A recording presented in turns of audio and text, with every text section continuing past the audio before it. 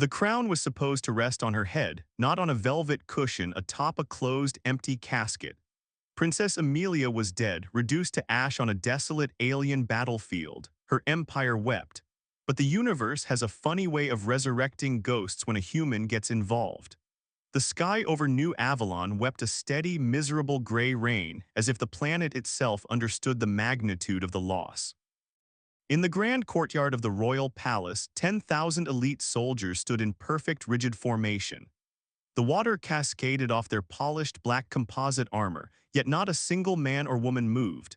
They were the Iron Vanguard, the pride of the human coalition on Kepler 186f, and they were burying their future. King Robert Rutherford stood at the podium, his face a mask of carved granite, though his eyes betrayed the hollow, shattered soul beneath. He gripped the edges of the marble stand so tightly his knuckles were white. Beneath him, resting on a catapult draped in the cobalt and gold banner of House Rutherford, was a casket. It was empty. Princess Amelia Rutherford, the heir apparent, the coalition's most brilliant tactical mind, and Robert's only daughter, had fallen 3 weeks ago at the Battle of Obsidian Ridge. The Vern, a highly advanced, ruthlessly bureaucratic alien species that had been systematically pushing humanity out of the sector, had ambushed her command ship. The official report stated that her vessel, the Dauntless, was caught in a localized plasma bombardment. The heat had been so intense that the hull had simply vaporized. There was nothing left to recover. "She was the best of us," King Robert began, his voice amplified by the courtyard's acoustics, echoing heavily through the rain. Amelia did not just fight for the crown. She fought for the right of every human to exist in a galaxy that has repeatedly told us we do not belong. She believed in our endurance. She believed in his voice cracked. He swallowed hard, staring at the empty wooden box. Standing a few paces behind the king, General Thomas Wright adjusted his collar. Wright was a decorated veteran, a man whose face was marred by the scars of a dozen campaigns. Beside him stood Commander Abigail Hayes, the head of Royal Intelligence, her expression unreadable. "We must stay strong, Your Majesty," General Wright whispered, stepping forward to offer a steadying hand. "The people are looking to you. We must project strength or the Vern will exploit our grief." Robert nodded slowly, gathering himself to resume the eulogy. But before he could speak another word, the low, mournful silence of the funeral was shattered by a sound that tore through the atmosphere, a high-pitched, agonizing screech of tearing metal and filing atmospheric thrusters. Every soldier in the courtyard instinctively reached for their weapons. The anti-air sirens began to wail, a deafening klaxon that drowned out the drumming rain. "Incoming," Commander Hayes barked into her comms unit. "Identify target. Why didn't radar pick this up?" "Ma'am, it has no active transponder," a panicked voice replied over the comms. "It's dropping out of the cloud cover right above the palace. Trajectory is, it's coming down in the courtyard." Robert looked up. Breaking through the dense gray clouds was a ship, but ship was a generous term. It was a battered, heavily modified light freighter. Its hull scorched black and gray with mismatched plating that looked like it had been welded on by a blind mechanic. One of its primary engines was on fire, trailing thick black smoke, and its landing gear was only half deployed. It was an ugly, brutalist piece of machinery, a far cry from the sleek aerodynamic vessels of the Royal Navy. "Protect the king," General Wright roared, drawing his sidearm. The Royal Guard swarmed Robert, forming a protective shield of energy barriers and armored bodies, dragging him back toward the palace doors. With a deafening crunch, the crippled freighter slammed into the pristine marble of the courtyard, skidding across the rain-slick stone, tearing up statues and ceremonial braziers. It finally ground to a halt mere yards from the empty casket, hissing steam and venting coolant into the chilly air. The side of the hull read in faded hand-painted letters, "The Rusty Nail." For a long, tense moment, the only sound was the popping of hot metal cooling in the rain. Thousands of pulse rifles were trained on the boarding ramp. "Hold your fire," General Wright commanded, his eyes narrowed. "Wait for movement." The hydraulic locks on the ship's side door engaged with a heavy clack. The ramp slowly descended, slamming into the cracked marble. Through the smoke and venting steam, a silhouette emerged. It wasn't a Vern strike team. It was a single human man. He looked like he had been chewed up and spat out by a black hole. He wore heavy scavenged tactical gear, the kind favored by deep space mercenaries and fringe prospectors. His armor was gouged and covered in dried reddish-brown mud. A heave. Y kinetic revolver was strapped to his thigh, and his face was obscured by a heavy breather mask and a ragged hood. But it wasn't the man's appearance that caused the collective breath of the courtyard to catch. It was what he was dragging behind him. Strapped to an anti-gravity sled hovering inches above the ground was a Militar medical stasis pod. The glass was frosted over, illuminated by a faint blinking green light indicating active life support. The stranger slowly raised his hands, showing he was holding no weapons. He reached up, pulled back his hood, and unlatched his breather mask. He was young, perhaps in his early 30s, with a day's worth of dark stubble, exhausted brown eyes, and a fresh cut bleeding down the side of his jaw. "I'm looking for the guy in charge," the stranger called out, his voice, but surprisingly steady given the thousands of guns pointed at his chest. General Wright stepped out from behind the energy shields, his weapon aimed squarely at the man's head. "Identify yourself immediately. You have violated restricted airspace and interrupted a royal state funeral. Give me one reason I shouldn't have you vaporized where you stand." The man coughed, wiping rain and soot from his face. "Name's Harrison Mitchell. Friends call me Harry." And as for the reason, Harry turned, grabbed the heavy release handle of the stasis pod, and wiped away the condensation on the reinforced glass. "You guys might want to hold off on the funeral," Harry said, his voice carrying over the silent, stunned crowd. "The guest of honor ain't dead yet." King Robert pushed past his guards, ignoring their frantic protests. He sprinted through the rain, falling to his knees beside the hovering pod. He pressed his trembling hands against the cold glass. Lying inside, battered, bruised, and hooked up to a dozen improvised IV lines and a jury-rigged rebreather, was Princess Amelia. Her chest rose and fell in a slow, shallow rhythm. She was alive. The medical wing of the royal palace was a flurry of chaotic, controlled panic. Dr. Richard Lewis, the chief medical officer, shouted orders as a team of trauma surgeons wheeled Amelia's stasis pod into the intensive care unit. The royal family's private wing had been instantly locked down by the vanguard. In the adjoining observation room, Harrison Mitchell sat on a sleek, uncomfortable titanium bench. He looked wildly out of place in the sterile, pristine environment. He was currently peeling a strip of duct tape off his left gauntlet, seemingly unbothered by the fact that he was surrounded by 4 heavily armed guards and being glared at by General Wright and Commander Hayes. King Robert stood by the observation glass, watching the medical team frantically stabilize his daughter. He finally turned, his eyes locking onto Harrison. The grief in the king's face had been replaced by a fierce, desperate intensity. "Who are you?" Robert demanded, his voice low and dangerous. "And how do you have my daughter?" Harry sighed, tossing the wad of duct tape onto a pristine medical tray. "Like I told your angry friend outside, Your Majesty, I'm Harrison. I'm a scavenger, a scrapper. I make my living picking through the debris fields on the outer fringes. Vern Scrap Coalition scrap doesn't matter to me. It pays the bills." "A vulture," Commander Hayes spat, her arms crossed. "A recycling enthusiast," Harry corrected with a smirk, though it faded quickly. "Look, 3 weeks ago I was operating near the Ash Wastes in Sector 4, the Obsidian Ridge. That sector was completely irradiated," General Wright interrupted, stepping forward. "The Vern saturation bombardment melted the bedrock. Nothing could have survived that. Our search and rescue drones couldn't even penetrate the interference." "Your drones are too fancy," Harry said, leaning back. "They rely on quantum-entangled signals and clean atmospheric data. I fly a rust bucket that runs on analog fuel injectors and spite. The Vern didn't detect me because my ship's energy signature is so low it registers as background radiation." Harry leaned forward, resting his elbows on his knees, the memory darkening his eyes. "I waited until the Vernon dreadnoughts moved on. I went down into the wastes looking for salvage. That's when I picked up a faint SOS, not a digital ping, an old-school shortwave radio click, Morse code." Robert stared at him. "Amelia, she's smart, your girl." Harry nodded. "I tracked the signal. The Royal Command ship wasn't vaporized like your reports probably said. It was shot down. It crashed hard into the canyons of the ridge. When I found it, the hull was split open." The Vern hunting packs were already sniffing around the wreckage. Commander Hayes narrowed her eyes.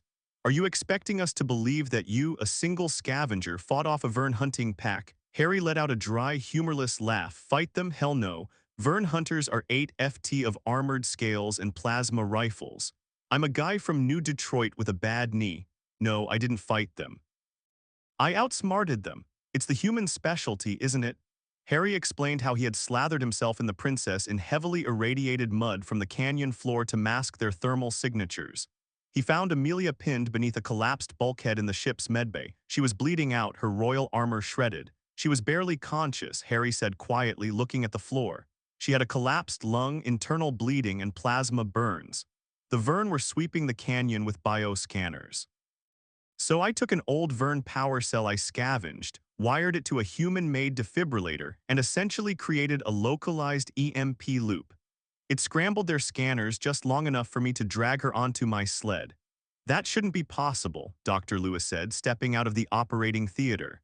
He wiped sweat from his brow, looking at Harry with a mixture of disbelief and awe. The voltage alone should have killed you both. The improvised life support system you hooked her up to in that stasis pod. It's a nightmare of crossed wires and bypasses. You used industrial coolant to regulate her body temperature. If it looks stupid, but it works, it ain't stupid, Doc, Harry shrugged. I had to keep her stabilized while I sneaked past the Vern blockade. Took me 3 weeks of hopping between asteroid belts and running dark to get back to New Avalon. We ran out of standard medical supplies on day 4. I've been using scavenged med gel and adrenaline to keep her heart beating. Robert walked slowly over to Harry. The king, a man who commanded billions, looked down at the dirty, exhausted scavenger. Slowly, Robert extended his hand. You saved her, Robert said, his voice thick with emotion. You risked your life, a civilian, to bring my daughter home. The coalition owes you a debt that cannot be measured. Harry looked at the king's hand, then slowly shook it. Don't thank me yet, your majesty. There's something else. The room went completely still. When I pulled her out of the wreckage, Harry said, his tone dropping an octave, losing all its casual sarcasm. She was lucid for about 2 minutes before the pain put her under. She grabbed my collar, pulled me close, and told me to remember something. What did she say? General Wright asked, his hand instinctively resting on his sidearm. She said to tell the king. Harry locked eyes with Robert. She said the shields didn't fail. They were turned off. The silence that followed was suffocating. Commander Hayes was the first to speak. That's impossible. The Dauntless had state-of-the-art encryption. The only way the shields could be disabled is from the inside. King Robert finished, the realization hitting him like a physical blow. The blood drained from his face as he looked at the high-ranking officers in the room. Someone in high command gave the Vern her shield frequencies. Someone wanted her dead. Harry slowly stood up, subtly shifting his weight so his hand rested near the grip of his kinetic revolver. Yeah. And seeing as I just brought the only witness back to life and landed her right in the middle of your heavily guarded palace, I'm guessing whoever ordered the hit is probably panicking right about now. Secure the perimeter, General Wright roared, his face flushing crimson. He tapped his earpiece furiously. Vanguard Actual, this is General Wright. Initiate Code Black, seal the medical wing. No one gets in or out without my direct authorization. Hold your orders, General. Commander Hayes countered, stepping between Wright and the door. If there is a traitor in the high command, locking us in a box with the princess makes us sitting ducks. We need to move her to the secure bunker beneath the palace. She's in critical condition, Abigail. Moving her will kill her, Dr. Lewis protested, moving to block the door to the ICU. Harry watched the elite officers bicker, his survival instincts screaming at him. He had spent his life on the fringes of human space, where trust was a currency you couldn't afford to spend blindly. He looked at the heavy blast doors of the medical wing, then at the ventilation grates. Your Majesty, Harry said quietly, stepping close to Robert, you need to pull your sidearm and you need to trust absolutely no one in this room. Robert looked at him startled, but the king was no fool.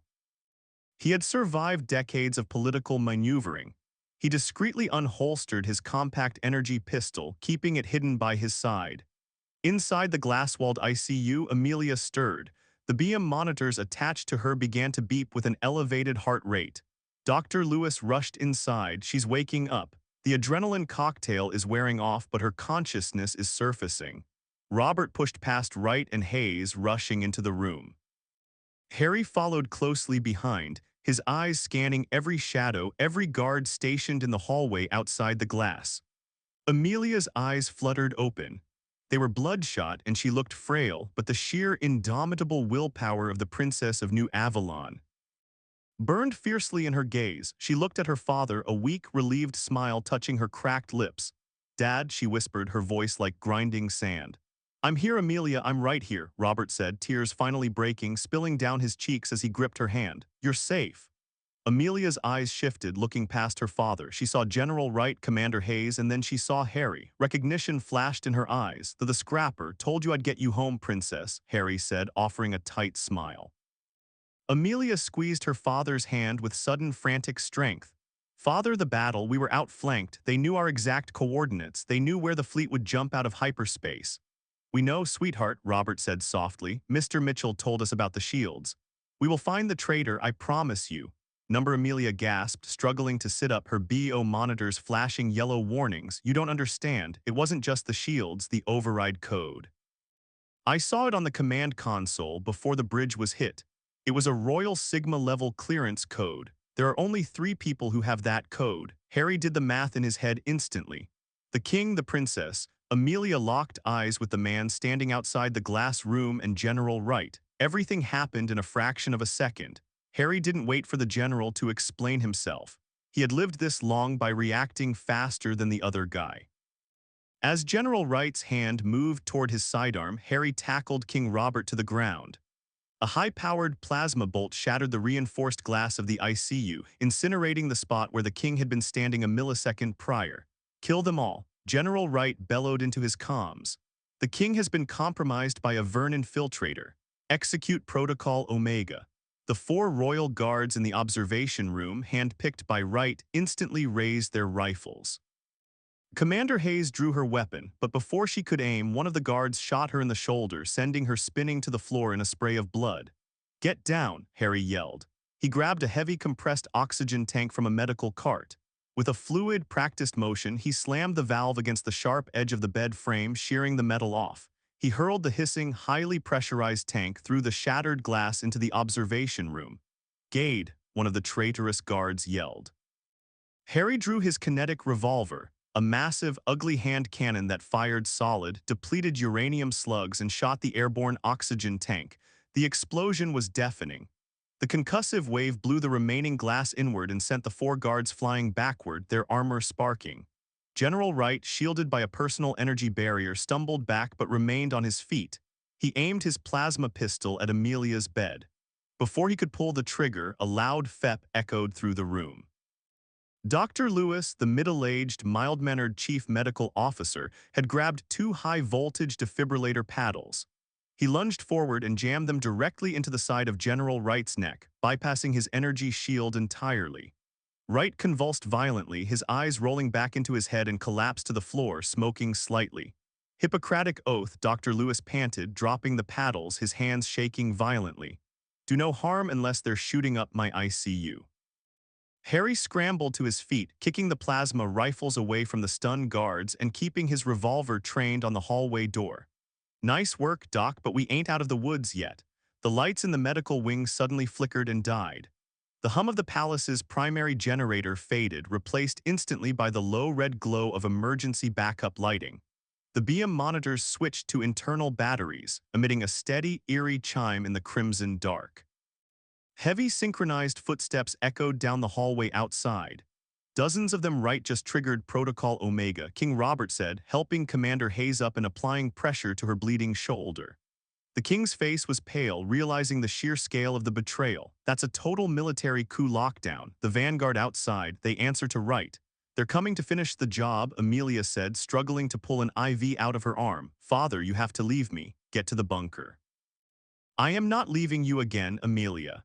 Robert snapped, his royal authority returning with a vengeance. Harry moved to the heavy security doors of the medical wing and manually slammed the mechanical lockdown bar into place just as the first plasma bolts began to melt the outside of the door. "They're cutting through," Harry yelled over the noise. He looked around the room. 3 wounded people, a doctor, and a princess who could barely stand. They had no heavy weapons, no armor, and a battalion of elite soldiers trying to murder them.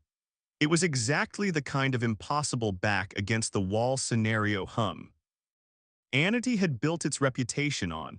Harry grinned, a feral, wild look in his eyes. He looked at the medical equipment, the explosive chemical compounds in the drug cabinets, and the high-voltage power lines running through the walls. "All right, Your Majesty," Harry said, cracking his knuckles. "You hired a scavenger. Let me show you how we scrap on the fringes. Doc, grab all the pure ethanol and metal you have. We're about to make some very unroyal explosives."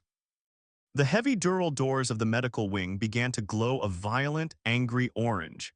The vanguard soldiers outside were using thermal breaching lances, melting through the reinforced locking mechanisms with terrifying efficiency. The air inside the ICU grew stiflingly hot, smelling of burnt ozone and melting polymers. "They'll be through in less than 2 minutes." Commander Abigail Hayes gritted her teeth, clutching her wounded shoulder as King Robert tightly bound it with a pressure bandage. Standard Vanguard breach protocol. 2 heavy shield bears in the front, followed by a sweep of localized stun grenades, then pulse rifle suppression. "We won't even see them before we're blind and riddled with holes." "Standard protocol relies on predictability," Harrison Mitchell muttered, frantically tearing open medical supply cabinets. He tossed armfuls of high-grade synthetic med gel onto the floor. "Doc, I need that ethanol, all of it." Dr. Richard Lewis, still trembling slightly from having just electrocuted a 4-star general, sprinted out of the supply closet carrying 4 large glass jugs of pure medical-grade sterilization alcohol. "What exactly is the chemical application here, Mr. Mitchell?" "We are making hillbilly Naple," Doc, Harry said, snatching the jugs. He shattered them against the heavy metal gurneys he had kicked over to form a barricade facing the door. The volatile liquid pulled across the slick tiles, mixing with the thick, sticky metal. The gel acts as a binding agent. It'll stick to their armor and burn at around 3000 degrees. Energy shields block high-velocity kinetic rounds and plasma bursts. They don't block liquid fire. Amelia, pale and shivering, forced herself to sit upright on the edge of her biode. She yanked the final IV line from her hand, ignoring the monitors screaming in protest. "Harry, you need an ignition source that won't give our position away." "Way ahead of you, Princess," Harry replied, stripping the heavy insulated wiring from a portable MRI machine. He jury-rigged the wires to the discarded defibrillator paddles, running the exposed copper ends directly into the puddle of ethanol and gel. "When that door drops, they're going to rush the gap. Doc, when I say hit it, you crank that machine to maximum output." King Robert stepped forward, his royal finery ruined, stained with sweat, blood, and soot. He held his compact energy pistol with a steady, practiced grip. "Abigail, take Amelia into the sterilization chamber in the back. The walls are lead-lined. It might offer some cover." "I am not hiding, Father," Amelia said, her voice raspy but coated in iron. She reached down to a fallen traitorous guard and hoisted his heavy plasma rifle into her lap. "I am the commander of the Coalition Armed Forces. If I am to die in this room, I will die with a weapon in my hands." Robert looked at his daughter, his chest tight with a mixture of agonizing fear and boundless pride. He simply nodded, taking his position behind a reinforced surgical table beside Harry. Clang. The heavy mechanical lock gave way. The center of the blast doors caved inward as a heavy kinetic ram smashed through the melted slag. Through the smoke, the towering silhouettes of the Vanguard breach team emerged, their heavy energy shields overlapping like a Roman test. "Flash out," a muffled voice yelled from the corridor. 2 cylindrical grenades bounced into the room. "Eyes down," Harry roared. The room erupted in blinding white light and a concussive crack that rattled the teeth in their skulls. But before the Vanguard soldiers could capitalize on the stun, Harry yelled over the ringing in his ears. "Now, Doc, light them up." Dr. Lewis slammed the defibrillator activation switch. A massive arc of blue electricity shot down the exposed copper wires, sparking violently as it hit the puddle of chemical slurry. The reaction was instantaneous. The floor transformed into a roaring inferno. The chemical fire surged forward, splashing over the boots and shins of the advancing Vanguard.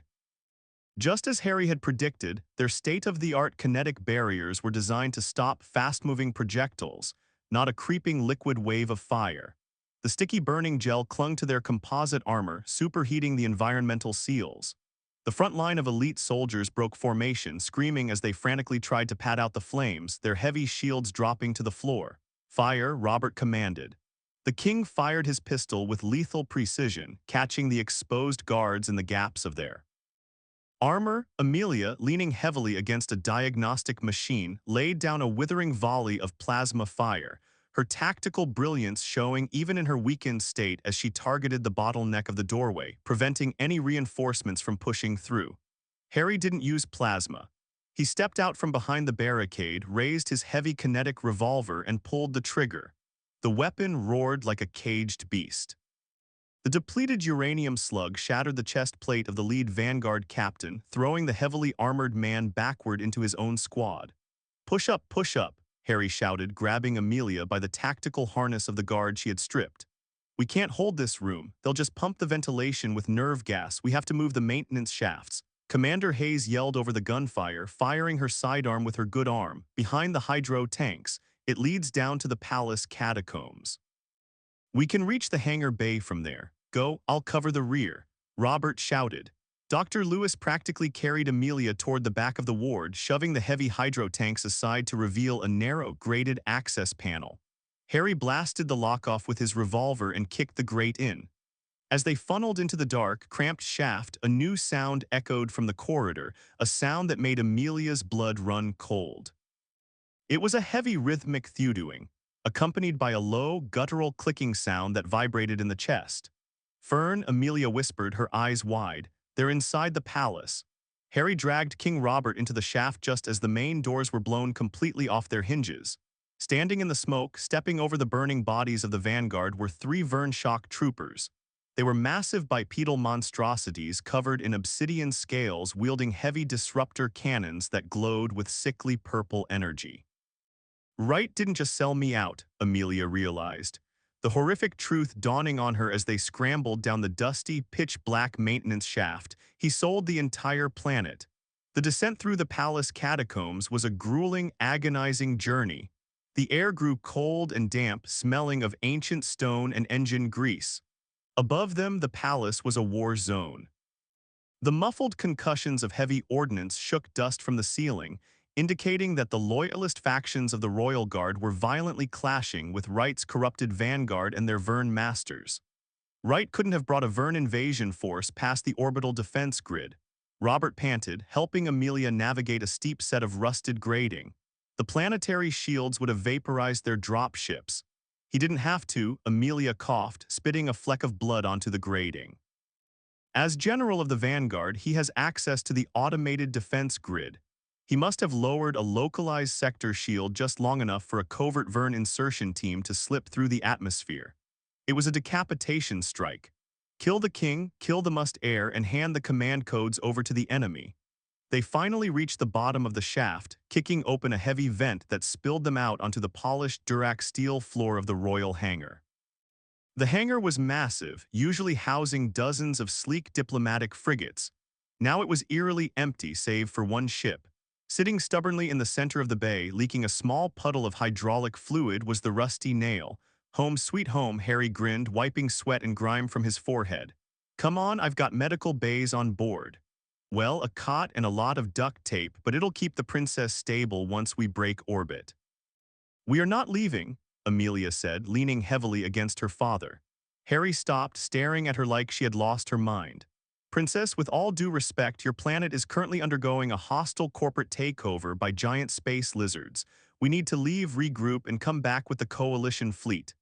If we leave, Wright uses my father's command console to lower the planetary shields entirely, Amelia said, her eyes flashing with defiance. The Vern Armada is likely waiting in the dark space just outside our system. The moment we jump, New Avalon burns. Billions will die. Before Harry could argue, a slow, mocking applause echoed across the vast hangar. From the shadows of a heavy cargo lifter, General Thomas Wright emerged. He looked pale, a nasty burn mark scorching the side of his neck where Dr. Lewis had shocked him, but he was flanked by a dozen Vern mercenaries, their weapons trained squarely on the small group. Always the brilliant tactician Amelia, Wright rasped, his voice.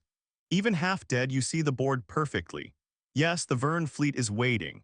And in exactly 10 minutes, when I broadcast the king's tragic assassination by a rogue scavenger, I will assume emergency powers and lower the grid.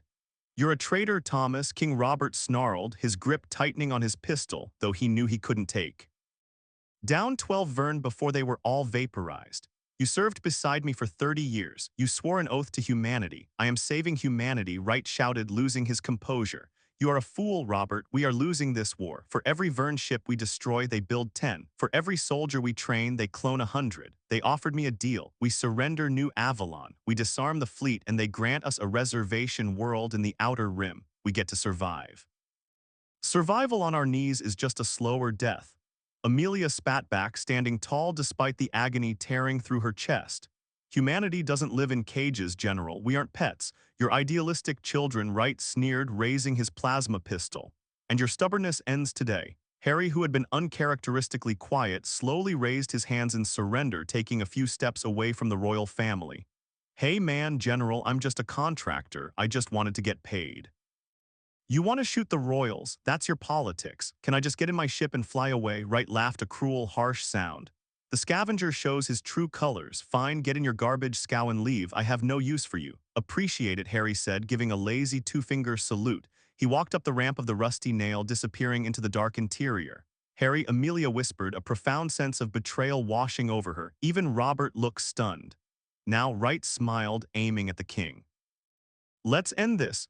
Inside the cockpit of the rusty nail, Harry threw himself into the pilot's seat.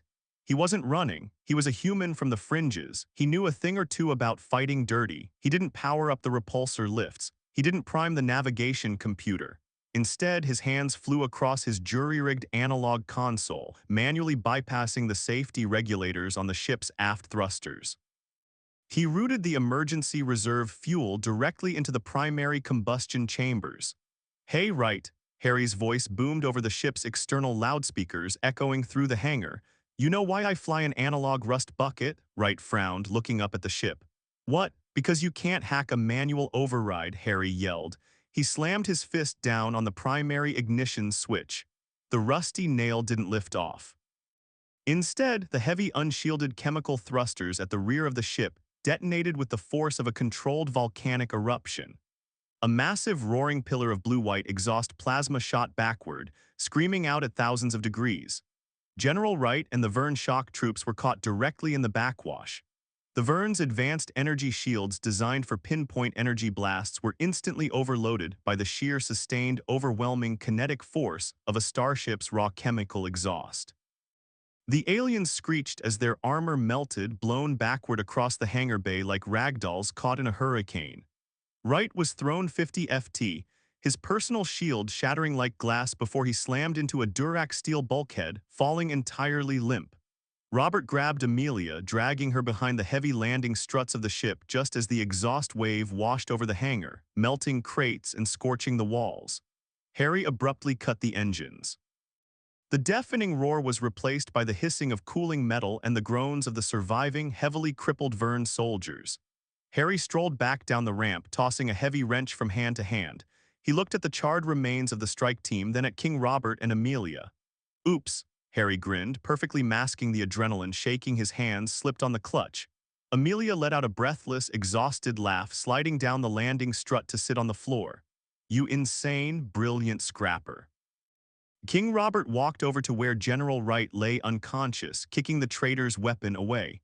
He tapped his royal comms unit, syncing it to the palace's emergency broadcast system. Attention all Vanguard and Royal Guard forces. The king's voice boomed across the entire planet. This is King Robert Rutherford. General Wright is a traitor. The Vern have infiltrated the palace. Protocol Omega is rescinded. Initiate Protocol Vengeance. Cleanse our home. Across the palace, the loyalists, now realizing the truth, turned their fury upon the remaining Vern and the corrupted Vanguard officers. The coup was shattered in an instant. Humanity, pushed to the brink, fought back with the ferocity of a cornered predator. Hours later, as the dawn finally broke over the rain-sick city of New Avalon, the skies were clear. The automated defense grid remained firmly in place, and the Ver Armada, realizing their inside man had failed, cowardly retreated back into deep space. Amelia was placed in a proper functioning stasis bed, surrounded by the best medical technology the Empire had to offer. King Robert stood by her side, a heavy burden lifted from his shoulders, replaced by a renewed, burning resolve. Harry leaned against the doorway of the Royal Medical Suite, his scavenged armor finally stripped away, wearing a clean set of borrowed clothes that didn't quite fit. He held a massive, ridiculous velvet bag filled with high-grade credit chips, his reward from the king. You don't have to go back to the fringes, Harrison, Amelia said softly, looking at him through the glass. The Coalition could use a man who knows how to think outside the standard tactical manuals. I could use you, Harry smiled, a genuine warm expression. He tossed the bag of credits into the air and caught it. I appreciate the offer, Princess, truly, but I don't look good in a uniform.